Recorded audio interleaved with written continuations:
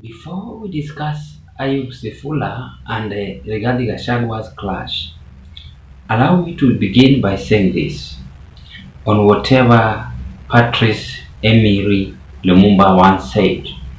He said that the tragedy with Africa is that those with ideas are not in power, while those in power have no ideas.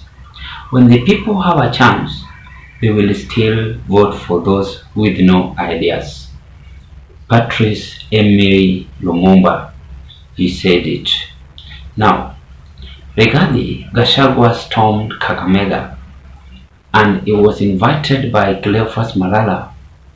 But I think this invitation have raised a complaint to many politicians admits to reject, as the Kakamega governor is now issuing a threat and a kind of attacking Rigathi and Cleophas Malala.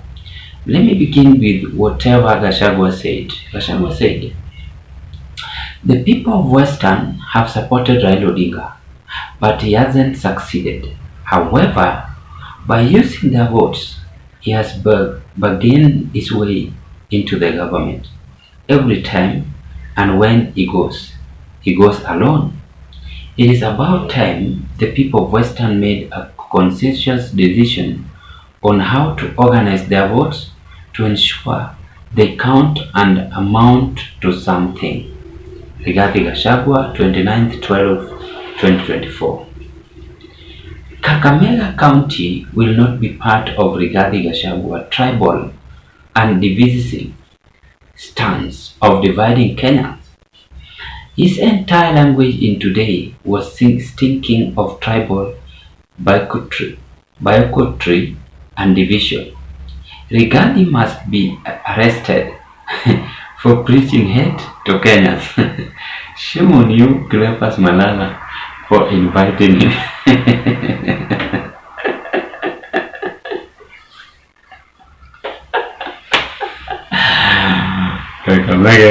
My friend, this man, Syvula, is saying that Rigathi to be arrested because he attacked the people of Kakamega and the Luo nation. This has reminded me, by the way, this gentleman Miguna on whatever he used to say. Now, sometimes we need to relax and smile a little bit. Allow me to dig deep into this. Why do you think Ayub Syvula is bitter and angry on Rigathi Gachagwa's visitation? Before I carry on, ladies and gentlemen, pleasure once again to meet you and still appreciating you so much for your support that you always offer in this broadcast. To the new subscribers, I want to say thank you for your subscription. If you are watching me for the first time, having interest, proceed with this kind of political discussion, kindly do me a favor, take a 1 second and click that notification bell and subscribe to our YouTube channel. In that next time, when I upload you such kind of a video, the video will automatically comes into your YouTube platform. Let's proceed. Now, number one, I have realized that Rigathi is now making William Ruto's men to have a nightmare. And Rigathi's political storm is gaining momentum, raising a lot of eyebrows in UDA, as UDA members are now turning wild and planning to block Rigathi. Remember the first incident which took place, it was tear gas.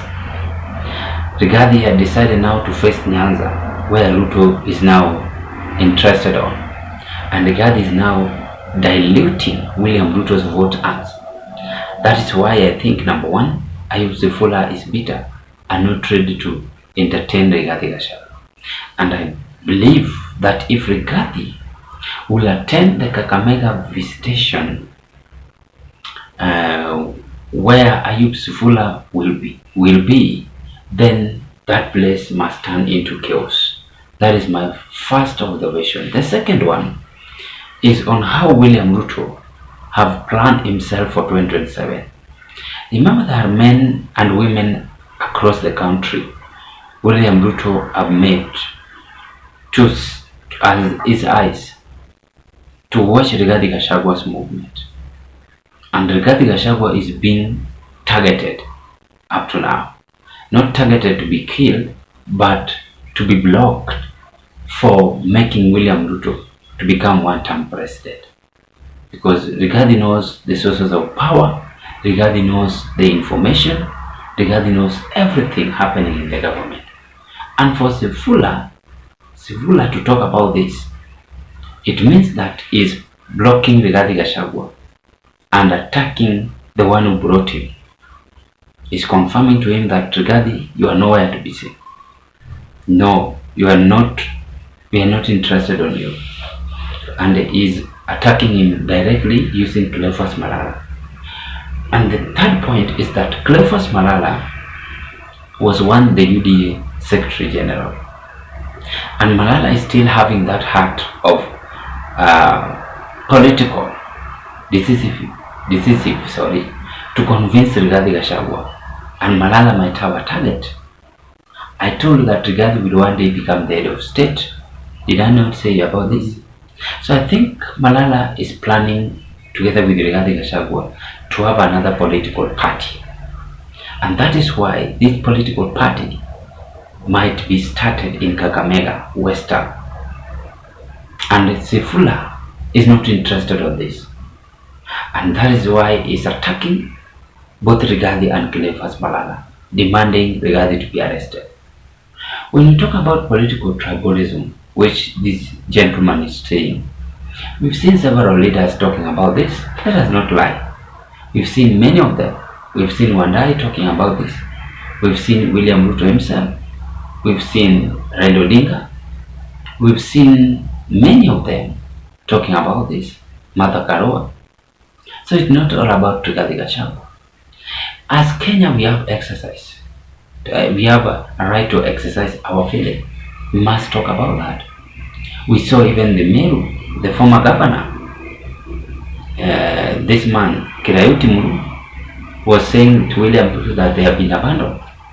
Is that not a political tribalism? So let us not lie to ourselves. The last point is that syvula is bitter, is annoyed, and is regretting why Rigathi visited Kakamega without him knowing. Assume he was expecting Rigathi Gachagua. I believe he couldn't have said this.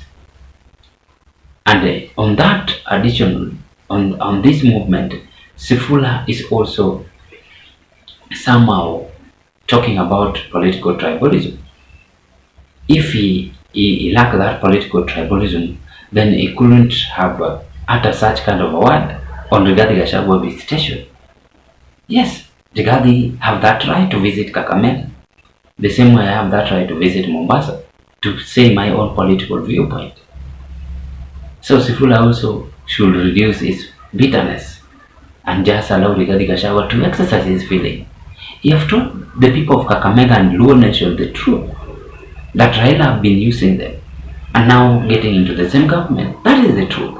Let us not lie. Let us not lie. Raila is only benefiting on himself. As when you go to Nyanza yesterday, those who watch news, we saw other places in Nyanza were being exposed on the roads. People like Raila Odinga, the leaders, are supposed to check on the governors. What they have they done? The national governments are roads there, okay? So let us not lie. We must speak the truth and stand firm. According to me, as I conclude, I just want to urge Rigathi Gachagua to keep moving. The same way William Ruto will keep on moving. The same way any other politician. But let us not build that political anger and bitterness to us. With me, this visitation is significant as Rigathi is preparing himself for 2027 political take. Ladies and gentlemen, what are your take? I raise my case at this point. I wish you all the best. Thank you and bye-bye.